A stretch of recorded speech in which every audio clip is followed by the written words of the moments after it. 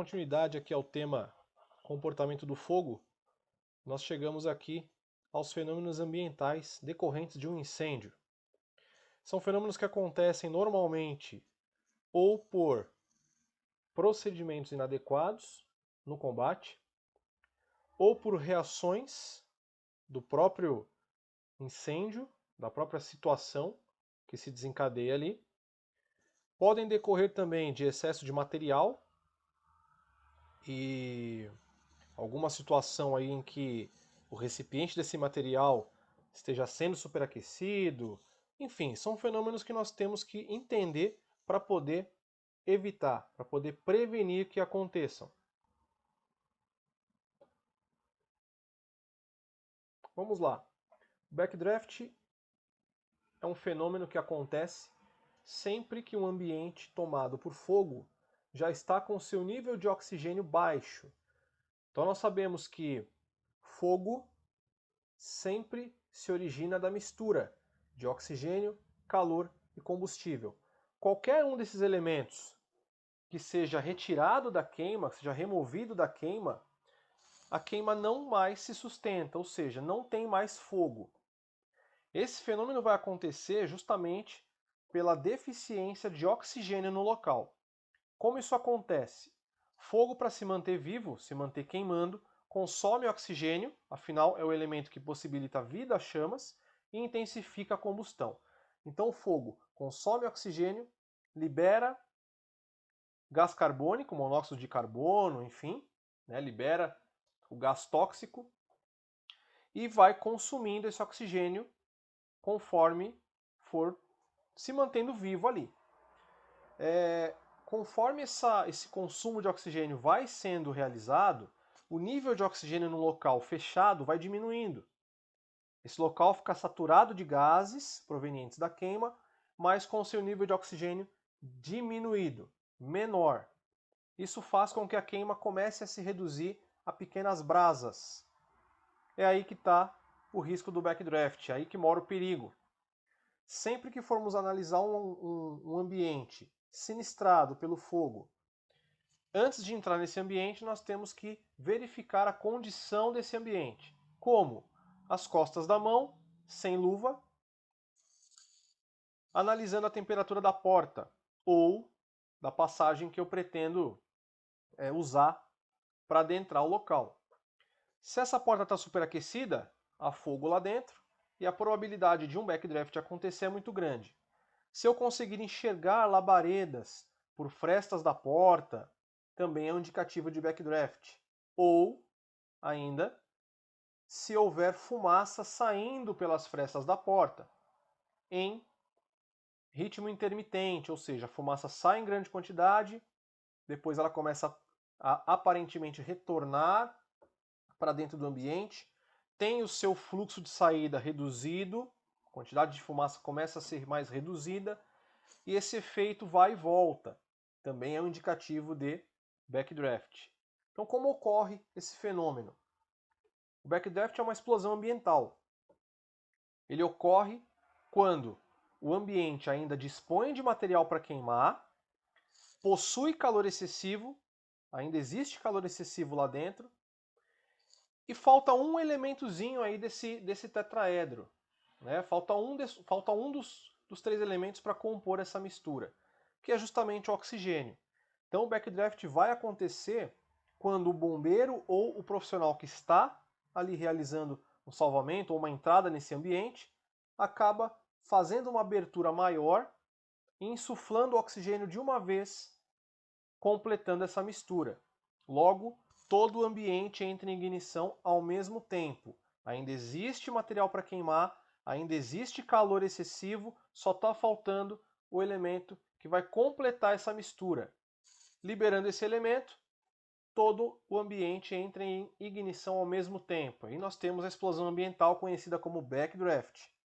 Dê uma olhadinha no vídeo para exemplificar essa explicação.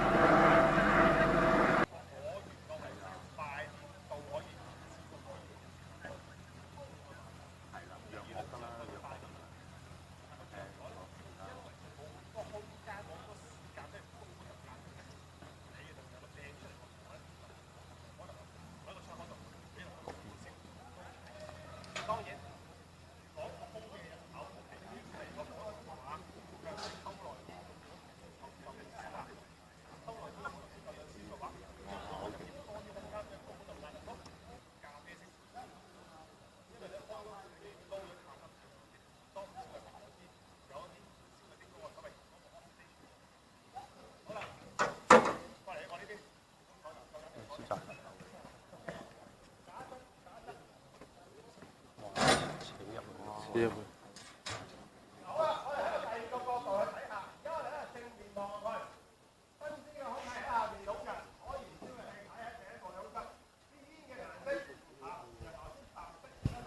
我吹過嚟喎，大佬。你分保。阿可 Sir 教緊嗰啲。打俾上。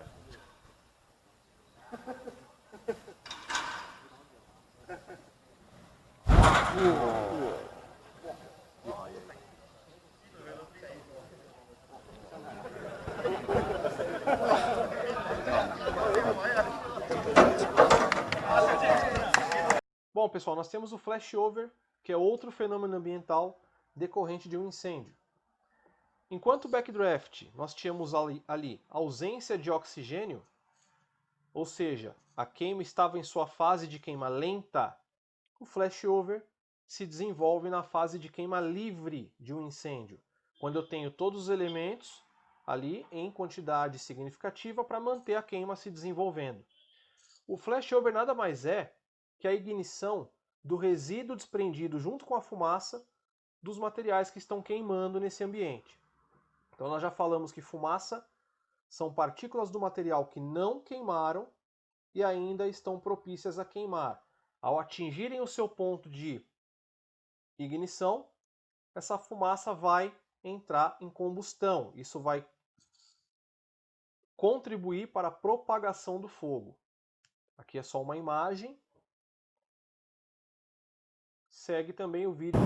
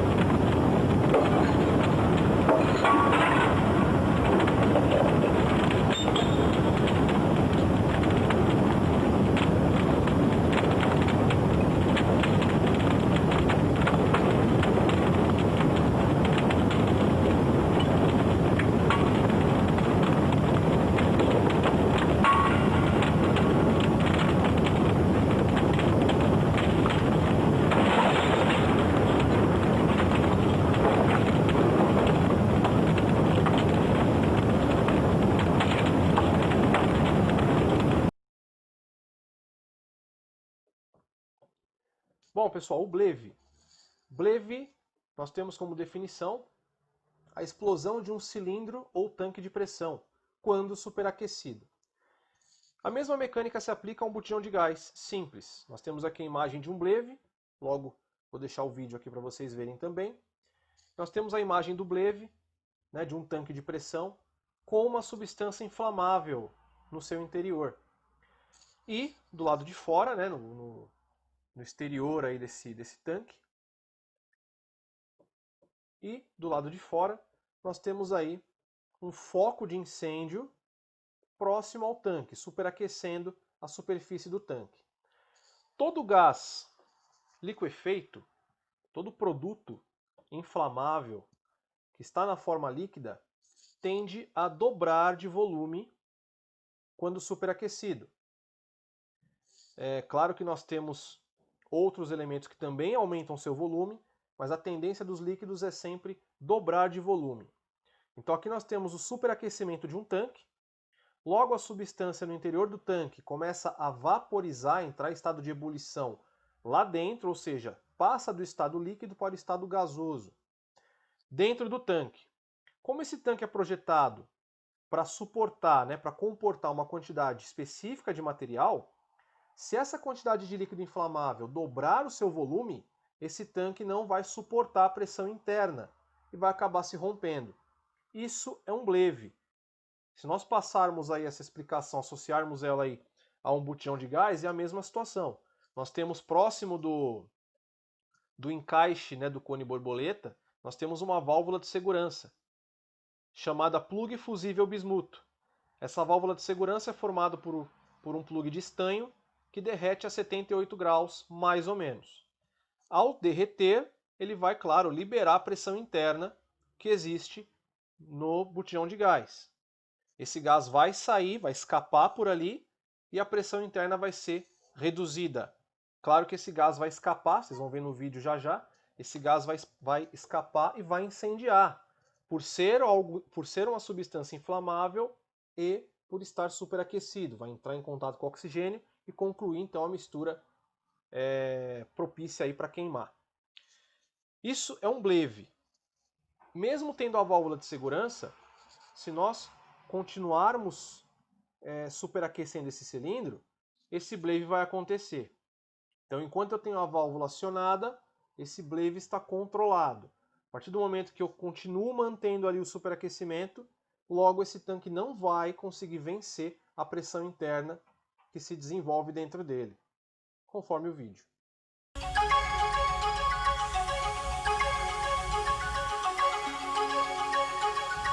When a tank is exposed to sustained heat, such as from a fire, the liquid within the tank is forced to boil or vaporize, resulting in increased pressure in the tank.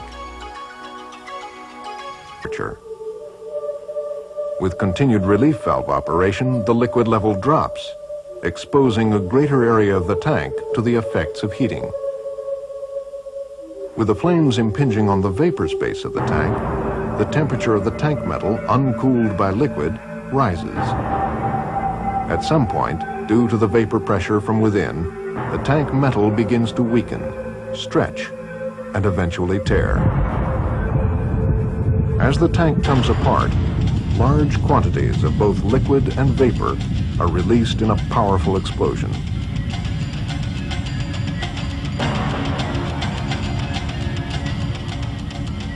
The heat radiated is sufficient to ignite combustibles and cause burns great distances from the explosion.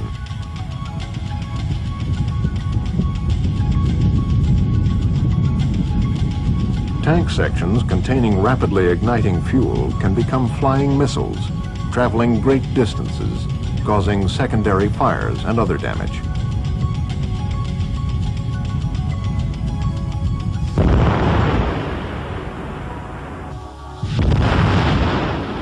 It all happens quickly and with little warning. E nós temos aqui também o boil over. Boil over nada mais é que o transbordamento de um líquido inflamável em chamas por procedimentos aí inadequados. Quem nunca, né, colocou fogo na frigideira ou por acidente a frigideira pegou fogo e a pessoa, por falta de informação, colocou a frigideira embaixo da torneira, causando um incêndio maior, causando queimaduras, inclusive em si própria, né? Isso se dá exatamente pelo tal do boil over. Como funciona essa mecânica? Nós vemos o primeiro tanque pegando fogo, então existe uma substância inflamável aí, e esse tanque está pegando fogo. Segunda imagem, esse fogo é extinto, né, ou há uma tentativa de extinção desse fogo através da água. Só que água e óleo, água e líquidos inflamáveis, né, água e materiais combustíveis e líquidos não se misturam. A água é mais pesada do que esses materiais, então ela vai sempre se depositar no fundo do recipiente. O material queimando vai permanecer por cima e vai continuar queimando. O problema da água se depositar no fundo é que esse recipiente continua sendo superaquecido por essa queima. Essa água vai vaporizar, ou seja, vai entrar em estado de ebulição. Vapor sempre sobe, né? Vapor vai ser sempre mais leve do que o ar e vai sempre se deslocar para cima, levando consigo o líquido inflamável, fazendo com que este transborde, ainda em chamas. Então isso é um acidente mais grave, né, que é o boil over, ou seja, se tiver pessoas em volta desse recipiente, ou próximas, né, a gente fala recipiente, mas isso pode acontecer inclusive em grande escala, conforme o vídeo a seguir aí desse boil over ocorrendo numa caldeira. No son fáciles de extinguir y la combustión genera más calor y dura más tiempo que la de casi cualquier otro fuego.